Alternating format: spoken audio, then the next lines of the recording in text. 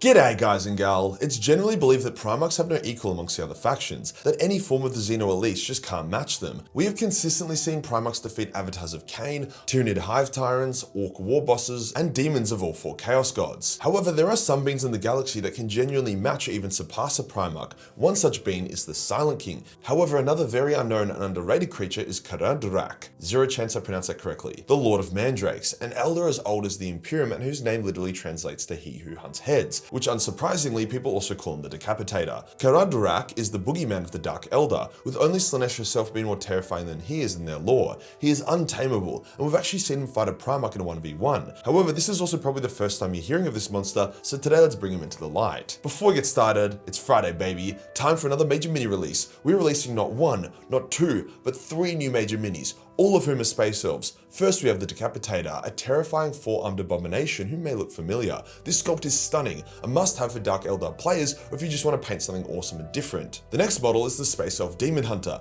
a legendary figure brought to the tabletop featuring awesome details, wicked blades, and great proportions. We have two versions of this that come in the one purchase. One is a more classic unarmored variant that you know and love, the other is more armored and more closely matches a classic Dark Elder HQ unit like an Archon. So there is options on how you want to play it. Then there is the hero of today's launch, the Ascended Space Elf Demon Hunter. Just look at that base, god damn. This guy's the full package, and if you paint him, all your friends will turn gay for you or your money back. You show this to the girl you have a crush on, boom, instant blowjob. I love promoting my own companies instead of sponsors, I can just say whatever I want. You can get all of the new models in a bundle and save 20%. We're also running a 21,500 USD painting competition, the largest ever prize pool. All you gotta do is paint a major mini and send us a photo and boom, you win. Competition is running till March, and guys, there are some good entries, but nothing close to blowing my socks off. There are also numerous categories, so if you're semi-decent or know a semi-decent painter, and you put in a solid bit of work into a model and send it, you could win. Link to everything is below. Today we'll go over Kheradruakh, where he came from, his dark realm, what he has done, and why he is a match even for a Primarch. Now let's get into it.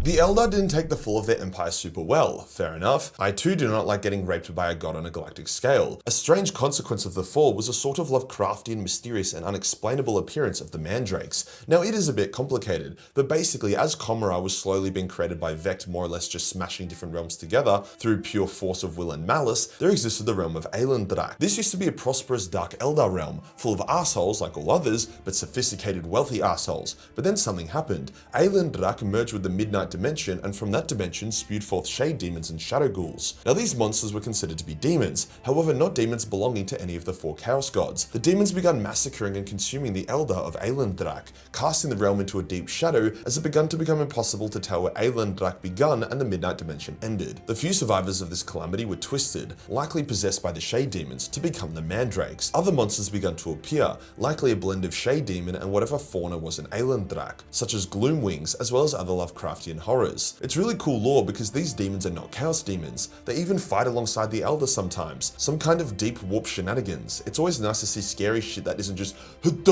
chaos. Drakh was now a 0-star rating place to visit on TripAdvisor, a sharp dip from 0.1. Now this is a mysterious place and anything involved in it is going to be very mysterious, which is fucking annoying for my job as the lore says maybe this, maybe that, allegedly this. So instead we're just gonna blast past all that maybe shit and just say yes or no for the sake of this video actually flowing. Fucking shoot me, I'm just trying to tell some lore over here. For example, the lore says maybe Kheradruakh was the first Mandrake. I'm gonna say fuck that, he was the first Mandrake. Perhaps he was of noble blood, the prince or king of Drakh. Perhaps he was just extra spiteful. Regardless, he became a Mandrake above the rest and turned the now shadowy Drakh into his personal hunting ground, slaughtering monsters, Mandrakes, and anyone foolish enough to enter his realm.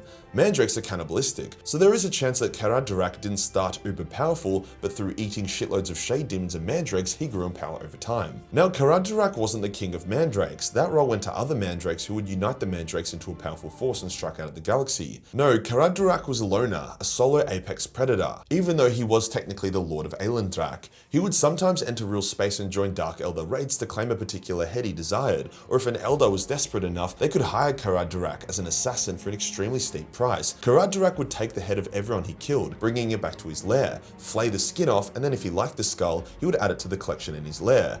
As you can imagine, after 10,000 years, his lair is fucking stacked with skulls. Now Kheradruakh, although he seems like a huge piece of shit, is also a bit of a force of nature, kinda like a living god who keeps equilibrium and serves no master. See, when some Dark Elder did some tomfoolery and resurrected someone they shouldn't have, it caused a disjunction, which basically means the walls of the webway around Commorragh were breached by demons. This is always a bad time for Commorragh and usually requires a lot of effort and sacrifice to fix. Kheradruakh wasn't a big fan of this, and then he became outraged when the Mandrake Kings, two brothers, embraced chaos, with one joining Tzeentch and the other joining Nurgle. The two corrupted Mandrake Kings fought. However, before a winner could be decided, Kheradruakh appeared and claimed both of their heads, flensing them and then adding them to his collection, ensuring their eyeless skulls would stare at each other for the rest of eternity. So even Kings of Mandrakes have nothing on Kheradruakh, who you could argue is the living god of Mandrakes. Likewise, when the partial awakening of Ynned caused another disjunction, Kheradruakh helped fend off the demons by claiming the head of a very important Dark Elder Archon, which completed his collection, which then triggered a massive surge event of the Midnight Dimension, causing shadows to flood Commorragh, which devoured demons. So Kheradruakh does actively work towards the preservation of Commorragh and the Dark Elder, but he does it in his own way. Now in terms of abilities, Kheradruakh possesses all of the power of a Mandrake and more. Mandrakes have shadow skin, which makes them almost invisible when they're in darkness and shadow, and they can teleport in and out of reality via a shadow dimension, appearing out of your own shadow and striking you from behind. Mandrakes are absurdly strong, way stronger than normal Elder and more on par with Space Marines and Orcs. To really show them off, Vect had been the Dark Elder ruler for nearly 10,000 years. In that time, hundreds of rivals had attempted to overthrow him, mostly via assassination.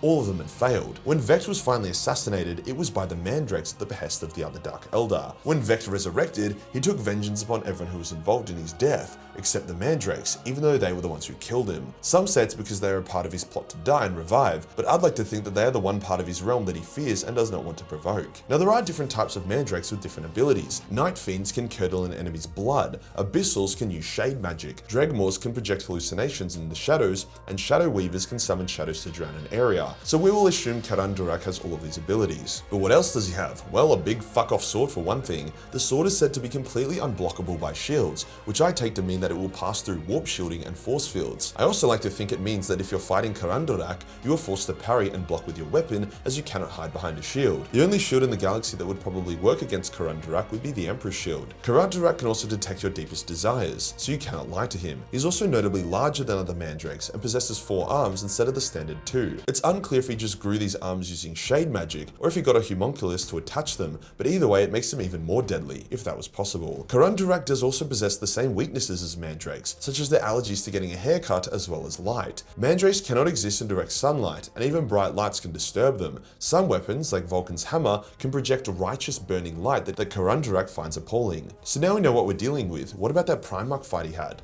When Vulkan was on his way to Terra, he made a pit stop in Aelandrak as it was the only path and shortcut he had available to him. I mean, he literally had to shortcut through Karandrakh's lair. Karandras got extremely horny for the chance to claim such a mighty skull, and as Vulkan entered his lair, he attacked. Now, Karandras isn't one for dialogue or wasting time. He instantly started trying to cut Vulkan's head off. He would appear, strike, get parried, vanish, instantly appear on a different side, and then once again go for another neck shot. Vulkan was barely managing to keep up, suffering wounds and getting more and more exhausted, while Karandras patiently kept up the onslaught, knowing the fatal blow would come soon. This wasn't the first time Vulkan had encountered Karandras. He originally led some of his warriors, before the coming of the Emperor, into the webway and faced Karandras. Karandras cut off all their heads, but he remembered one of his warriors lighting a torch as he died, and he also remembered Karandras not liking it. So Vulkan pressed a button on his hammer and the lair exploded into light. Karandras hissed and screamed as the light burnt his flesh. Vulkan, hearing the scream, closed his eyes and swung at the noise, connecting with Karandras, full on. Now 99.999% of things in the galaxy would have been turned into a paste by that swing, but Karandras just sort of limped off and was sick of the fight. I honestly think he was more put off by the light than the hammer strike. Now yes, this was in Karandrakh's lair, where he is at his most powerful, but if Vulkan didn't have an inbuilt lighthouse in his hammer, I don't see how he would have won this. Imagine if it was Guilliman, then I imagine his skull would be Karandrakh's favourite. This was also the Horus Heresy, only a few centuries after the fall of the Eldar. Karandras would have been young here relative to the current setting, so I imagine he would have only gotten more powerful from here on out. Kheradruakh is one of those really interesting, relatively unknown characters who is one of the last vestiges of true wonder in the setting. What is the Midnight Dimension? What god are these shade demons a part of? Who really is Kheradruakh? Cool shit. If you enjoyed the video and you want to support the channel, then pick up some new Space Elf models, or get the bundle, or get the entire range. That would be pretty fun if you did that. Ha ha ha. Hit the subscribe button, then hit the real subscribe button for more shadowy content. Join the Discord for more memes that I'll see you in the next one. Peace.